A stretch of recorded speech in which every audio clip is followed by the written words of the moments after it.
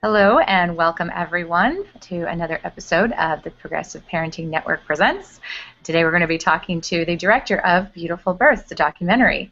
I'm really excited about this movie and can't wait to see it. And get this, I get to MC the world's premiere of it in Florida, so I'm super stoked. We're going to talk more about that in a little bit, but we're just going to jump right in and talk to the director, Jackie Blue. Hi Jackie, thanks for joining us today.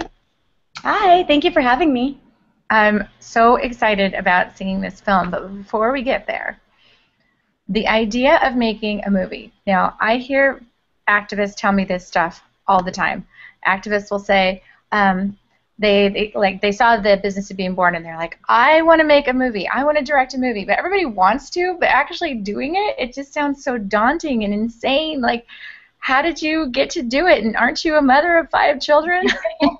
Tell us your story. How did you get to do this before we even talk about what's in the movie? Well, being a mom and being really passionate about, I found out about, VBAC after having my twins. I was kind of on a mission of I did not want to have a repeat C-section. So I basically spent the last decade of my life researching birth, safe birth, natural birth, how to avoid C-sections. I mean, everything that you get in the hospital and outside the hospital. I had an OB, I had nurse midwives, I had licensed midwives. I've pretty much gone through it all. The only thing I can't tell you about is don't ask me what Pitocin feels like. I don't know. I refused it every time, and I don't know what the epidural feels like. I went natural every time except for the C-sections. So I had 2 hospital births, and I had the out-of-hospital birth, and then I would watch stuff on TV, like I kind of became like a birth junkie. I wanted to become a midwife, but with 5 little boys, when nursing around the clock, I was tandem nursing. I had, juggling 2 on a boob at any time. So between that and diapers, I didn't have time to, there was no way I could be a midwife or even a doula, but I was reading and researching all the time. And then I would watch the birth shows on TLC, The Baby Story, and oh my God, did they frustrate me. My husband hated watching those shows with me because I would be predicting him. I would be calling him out. It became so predictable, and sure enough, that's exactly what would happen. And I would get really angry about it. And at the same time, I was going to film school. I was starting to look into going to film school because I had been doing video editing, and I had friends saying to me, "Well, instead of doing these wedding videos and stuff that you're doing for free, you can go to school and make money." And that concept hadn't registered with me before, so I was like, okay. I didn't know I could make money doing what I loved doing. So I went to film school, and I called my midwife, and I said, I want to do a documentary that talks about birth in the way that I know what birth is like. I tell people all the time, I love giving birth, but I hate being pregnant. I'd give birth a million times over if I could, because it's an amazing, incredible experience. And I feel like a lot of women, they're robbed of that. They're told from the get-go, it's awful, it's painful, it's miserable, blah, blah, blah. No, it's not. No. So I talked to my midwife, and a girlfriend of mine who's been a very close friend of mine since we were teenagers, young kids, whatever. She became a birth photographer. And I talked to her. She happened to get into that at the same time that I was thinking about doing a movie. We put our heads together and collaborated, and she gave me use of her photos, and together we made this happen. I mean, I did 90% of it on my own, and without my friend Jackie's photos, I wouldn't have been able to do it at all. Without my midwife and the support that I had in the birthing community, when I talked to women, they really wanted to do this because the majority of the women that I spoke with felt the way that I did about the fact that anytime you turn on television to watch these shows, they're biased, they're high risk, they appeal to and speak to 10% of women, not the rest of us. The rest of us, wanted something else, and so here it is. Yeah, I get you with that, especially with television. With my 3rd baby, I think I watched every single baby show on TLC just because I had this need. I wanted to see more births. Not that I hadn't before, not that I wasn't a doula. I was in this junkie stage. I felt like I needed to get mentally in the game. But then Yep. all of the shows that I watched, I was like, oh man, just I had to watch like 100 births before they showed like one normal birth, but it was only normal because she like waited too long and didn't really know she was in labor, and then got to the hospital at 9 and 100%, and nobody messed with her because they didn't have time to. So that's Right. all that was on TV. So I totally get it, and I'm just because I am a birth junkie and I'm and an activist. I'm really excited to know that there's going to be something out there that kind of shows the other side of the coin, that it's not maybe as hospital-based. But I don't know because I haven't seen it yet, and I'm so excited. What can people expect when they come to see the movie? Well, I really, a lot of people have probably seen The Business of Being Born, which really heavily focused on the medical side of it. So I really wanted to show, which I thought they did a great job with opening the doors and blowing the whistle on that. I love whistleblowers, and I love that they showed that side of this is what you can expect in the hospital. So I took my film in the other direction, and I showed you what you can expect with the midwifery model of care. I showed you what a birth center is. Go into the rooms and actually see them and hear women talk about their hospital birth stories and their out-of-hospital birth stories. So you can hear both sides. And I mean, when I talk to women, I try to talk very candidly and very openly, and just share your birth story with me. Tell me, because I want to know. And I know from being pregnant, whether it's your first or your 10th, it doesn't matter. When you're pregnant, when you're going through that experience, you want to soak up as much as you can. And I would sit there and read Ina May's books throughout like a whole evening in my bathtub, just sit there for 12 hours and just read these birth stories because I couldn't get enough of it. And so I really wanted to, when I tell people that I gave birth in a birth center, a lot of them look at me like I have 3 heads and, oh my God, a birth center, why would you do that? Like, isn't that for poor people, and isn't it like dirty, and it's a clinic? And people have these really horrible misconceptions of what it is. So I wanted to really show you, no, this is what it is. And then people also say, oh, but if you go with a midwife, then what if there's an emergency? Well, okay, a midwife can only take low-risk, healthy women. So we go through all of this. The most common questions I get, especially from the haters that are when I talk about natural birth, and they're like, oh, you got to give birth in the hospital. What's wrong with you? And they think I'm insane because I love giving birth, but I would never do it in the hospital setting again. I wouldn't. Not unless it was a life or death situation for me or the child. Otherwise, there's no reason to. So I wanted to show that and show that other side. Well, the other side needs to be seen. I think a lot of times the haters are really just super fearful and not very familiar at all with what it can be like or what it can look like. And the only things that they do know, of course, are what we were just talking about, what the culture feeds us, which is fear. And a lot of the train wreck stuff that we see in the birth shows stem from what happens in the hospital, but that's never explained in those programs. That's never seen. Right. So I really want, I'm hoping to like change all of our language. Yeah, there will be like haters, but I'm hoping that we can start to look at it in a way where we're really seeing where stuff comes from. And anytime somebody's mad at you or angry with you about something, it's because they're afraid of something. Like anytime I get angry with my eldest, my 11-year-old, I know it's because I'm afraid that maybe she doesn't love me or doesn't respect me, or, it's not really, okay, we get to watch the baby get changed. It's not really that I'm angry with her. My anger comes from fear. All anger comes from fear. So I'm really hoping that when people watch your movie, they're going to get to dissuade the fear by getting to see the reality of what birth can really look like, because we don't get to see that in this country. No, well, I tried really hard to not alienate my audience as well, because I know that there are some women that if you're in the military, you have limited options available to you. And I've been reading on the birth communities and having friends that are in the military, you can only go with the care providers that the government allows you to go with, and most often they're not midwives, and they don't allow for doulas, and you have to do it their way.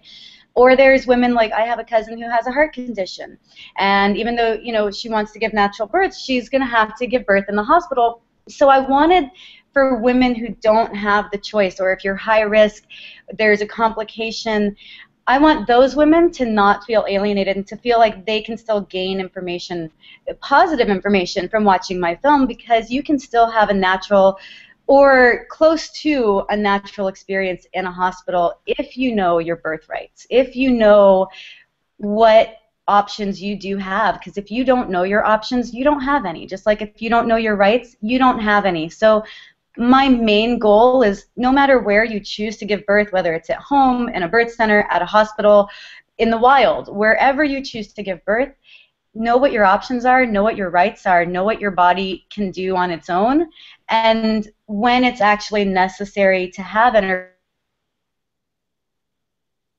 their convenience. Because those interventions that they do in the hospital are a lot more dangerous than I think a lot of women realize. And so I want them to know, if you're going to go in the hospital and you're in labor, if your doctor says, I'm going to do the forceps on you, and you're in labor, you don't want to think, you don't want to make decisions, you want to get that baby out of you, and that's the only thing you're thinking. But women have the right to know, and they need to know, the forceps are dangerous. The vacuum is dangerous.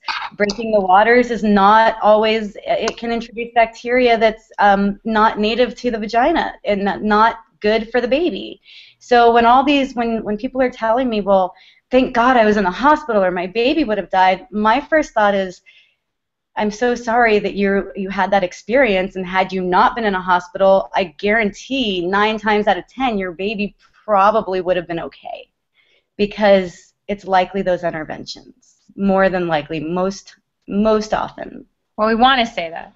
We want to say, well, I mean, I do know there are legit complications, but I also know that the majority of them come from unnatural interventions. And oh, sure. No. I just meant, like, you might think. Oh, yeah.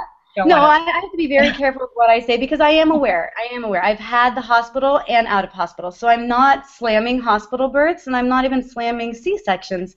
I'm slamming unnecessary C-sections and unnecessary interventions. There are times you absolutely do need to get that baby out right away, and you need it. But I don't believe that's the majority, the way the hospitals and the doctors want you to believe. Well, I think it's a good thing that we're going to be able to see something different. I think it's very difficult to say, I want a normal birth, and then try to have one, or a natural birth, and then go into a hospital and try to have one without ever seeing what one actually looks like. That was the same for me. I had my first, of course, I know what an epidural feels like. I know what Pitocin feels like. And I also know what it's like to say that you want a natural birth, and then have everyone around you who is a part of the fear culture tell you, yeah, good luck with that. You think you want it, but it's going to be terrible. And maybe not knowing why they feel that way, or where that information for them comes from. You know, yeah, it's terrible if you have 12 hours of Pitocin. I've been there. It's rough. But if you don't have it modeled for you, how can you be expected to? Here, I'll just say what I say in my childbirth. I teach a class, and a couple of classes, but in one of the ones that I teach, I talk about what normal birth can look like, and we talk about the return that comes from Wapio. She's www.thematrona.com. Wapio talks about the holistic stages of labor, and when she talks about this one part that I share with my class, she talks about mom needing some time after the baby's born, that you don't just shove a baby in mom's arms right after the baby's born, because when you do, you see that face on the mom there. She's like, because she has no idea what to do with the baby, because she needed some time to come back, right? It's longer than that. But anyways, I tell the doulas, like, they're sitting there with tears in their eyes, hearing this maybe for the first time, the newer doulas, and I say, they're like, but how can they have that in the hospital? And my answer to them is, if you don't tell the parents how important this part of birth is, then how would they know to fight for it? Not let alone to ask for it, but to fight for it. Right. If they don't know about it, then how could they ever ask for that? So what I'm hearing from you is that your film is going to, like, model what normal birth looks like. Right. Well, I want to change the images that women associate with birth in their head, because currently the way that the mainstream media has portrayed birth is, oh my God, it's the most horrible pain in the world. It's not. It can be a really beautiful experience. Like when I was having my last baby, for example, my whole family was sleeping, and by the time I went into labor, my husband had just fallen asleep like an hour before, and I woke him up and was like, "All right, we gotta go." And he's getting the kids ready, and as he's getting the kids in the car, I'm in the bathroom doing makeup, and he says to me, "You're in labor. Why are you putting makeup on? Like, what are you doing?" And I was like, "I'm going to go and meet one of the most important people of my life. I have to feel good. I have to look good. And I'm not going to, the feel good, look good thing. I definitely think women should pamper themselves and feel good during your pregnancy." And when I went into labor, it was not, oh my God, it's this horrible thing. I became excited that I'm going to meet one of the most important people in my life. Maybe not important to anyone else, but he's going to be one of the most important people in my life, and I want to look good and feel good when I meet him. And I just remember the look on my ex-husband's face when he's standing there, like just watching me. He's like, "You're in labor. Why are you putting makeup on?" And I want to, I mean. I'm looking at my husband because I did that with my third baby. I'm having contractions in the bathroom, and he walks in, and I'm curling my hair. Right? You want to doing? feel good, and it's like, well, he's not coming right now. I have time. Yeah. Instead of sitting here and, sitting here thinking, oh my God, hours of pain. I mean, we walked into the birth center and went in the tub, and he was out within 2 hours. I mean, I got there, and I was 8 centimeters, and my water broke. Like, I walked into the birth center, and my midwife says, "Okay, we'll go pee in a cup." And as soon as I did, nope, well, I put my pants back on, and my water broke. So, okay, get in the tub. And it was such a beautiful experience for me, and that's why I named the movie Beautiful Births.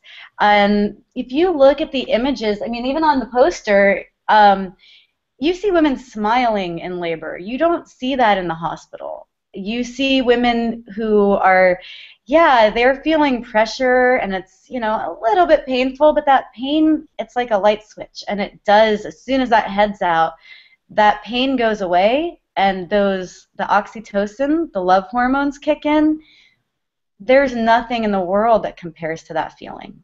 And when I watch birth now, I cry, not sobbing cry, but I get that nostalgia feeling of I'm done. I'm not gonna feel that again. But I know what those women are feeling and experiencing, and it's the most beautiful feeling in the world. So I play devil's advocate and ask some questions here. Oh, absolutely. Okay, so does the movie talk about, does it use a broad brush to paint that like all home births are going to be fantastic, or do you like give informed consent about home birth, about like not all midwives are the same and not all home births go the way that they're going to because you're at home? Yeah, I tried really hard to kind of cover all of my bases with that, because everyone. If you're fearful, if you're not confident in your body or your ability, and you have people around you that are not supportive, or I mean, even if there's complications, there are some women that they want a home birth, they want a natural birth, and they want it so bad that they're not listening to their body when their body is saying, hey, there's something going on. And you have to listen to your body, and your midwife should be trained to look for all of those complications so that they can get you to the hospital in the case of an emergency. Like my midwife and the midwife that I interviewed in my film, she's never lost a mother or child. She monitors everyone very closely. As soon as she sees a sign that you might be, toxic or anything, she's going to get you to the hospital immediately. And home birth's not for everyone. Just like hospital birth's not for everyone. So I feel like every woman needs to do her research and then figure out what's best for her based on her needs, her body. But you have to listen to your body. You can't be stubborn and say, well, I want this so bad. You have to be open to options and open to the fact that you might have a birth plan and things might go totally differently than what you planned. Or things might go better than you planned. You don't know. You kind of have to just go with what's going on in the moment, I think. Yeah, well, I think the naysayers of home birth and stuff feel that the activists are telling everybody, oh, you should have a home birth and it's going to be great. And as a doula, I really don't care where you have your baby as long as wherever it is a place where you feel the safest. I can't Right. imagine like making somebody who, or trying really hard to convince somebody who really thinks that the hospital is the safest choice for them, and then kind of having convinced them that the home birth is the place for them, because that's going to affect their birth if they don't truly feel safe there. Right. In the movie, because I haven't watched it yet, Right. does it talk about any time where like a woman is hoping for a home birth and then maybe transfers to the hospital, like home birth C-sections, We haven't or maybe really panics touched on and that a whole lot. I didn't touch on that a whole lot, but the doula birth assistant that is interviewed in my film, she also happens to be my good friend who donated her beautiful photography to my film. She does talk about how, you know, you have to be open to, you have informed consent, and, you know, be aware of your options, but be open to the fact that things might not go the way you planned for them to go. And, you know, she talks about how she has seen women who they go over 40 weeks and they try to do a self-induction and they try to do all the natural stuff to bring the baby on, and they end up going out of their scope of care and having to be transferred.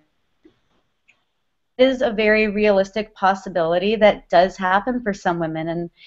And I'm definitely an activist, but I'm not an extremist. I feel every woman needs to do what's best for her. But one of the big things I did touch on is, like you were talking about, environment. Environment is key, and if you don't feel safe at home, you should not have your baby at home. If you don't feel safe in the hospital, which for me, after my last hospital birth, I felt the equivalent of that term, birth rape. I felt like that after I had my last baby, my last hospital baby. So it was after that I didn't want to do that again. And I know a lot of women have beautiful hospital experiences, and they would never give birth outside of a hospital, or they trust their doctors and they don't trust a midwife. You know, but you have to do what you feel safest with, and I did not feel safe in a hospital, whereas my mom, who's the opposite of me, she would never give birth outside of a hospital. So I think every person needs to do what they're comfortable with, but I think it needs to be the woman's decision, not her husband's decision, not her mother or her mother-in-law or her doctor's decision. It needs to be her decision. And whatever she decides is best for her, I feel her family needs to be supportive of that. They're not the ones who are going to be depressed if they experience birth rape. She is. She is going to be the one to go through postpartum, not them. So, and I do feel like the birth you have definitely affects the experience you have after that birth and that bonding with the baby. Well, it follows into your parenting, 100%. Yeah.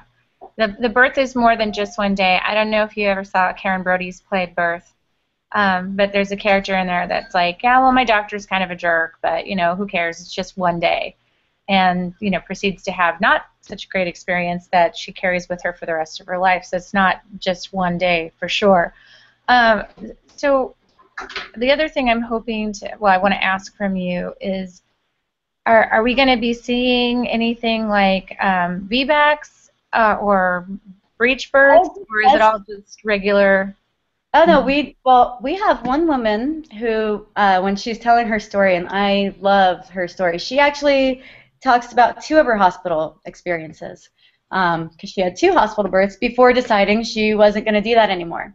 And after her first hospital birth, her second baby was breech, and so she talks about, you know, can you get a baby to flip, or can you give birth to a non head down baby? Does your baby have to be head down to give birth? So these things are discussed, and there are resources available to women who, you know, a lot of times if you're told at 38 weeks that your baby's breech, your doctor's signing you up for a C-section, and you're just saying baby's breech, and you're not, a lot of women are not going to question that. They're just going to go with it. And I'm hoping to kind of change that a little bit because I know for a fact babies can be born if they're not head down, but they have to be a certain type of breech, and there's all different classifications of breech. So I definitely think that's something that the medical community needs to explore more, and women need to explore more. Just because you're told you have a breech baby, that doesn't mean your baby won't flip. So when you watch the movie, we do definitely touch on that. And we do talk a bit about VBAC and VBAC support. Awesome. And I don't want to give away all the secrets. No, don't. That's okay. Well, we're running out of time anyway, so if we stand here long enough, I'll make you tell me the entire movie. We don't want to. So, I'm super excited and crazy honored to be able to be the MC at the event in Fort Lauderdale, and I wanted to thank you so much for asking me. I'm like beside myself. Oh, I freaked out for a second. I thought you were giving me blank face, but I think you froze. Oh, no. No, last thing anybody wants to see you all. We're so excited to have you on at our event. Like I'm so stoked that you're going to be able to make it from Texas to come all the way to Florida for this event. We're really excited about it. I wouldn't miss it. Really great raffle prize. We have pre-sale tickets on sale now. Where can people get it? Huh? Where can they get tickets? Right now, they can get tickets on the official website at www.beautifulbirthsdocumentary.com. You click on the little star that says shop, and right now the tickets are on pre-sale for $10. That includes a raffle entry. And then after Monday, they'll go up to $12, and you can get them still at my website or at fliff.com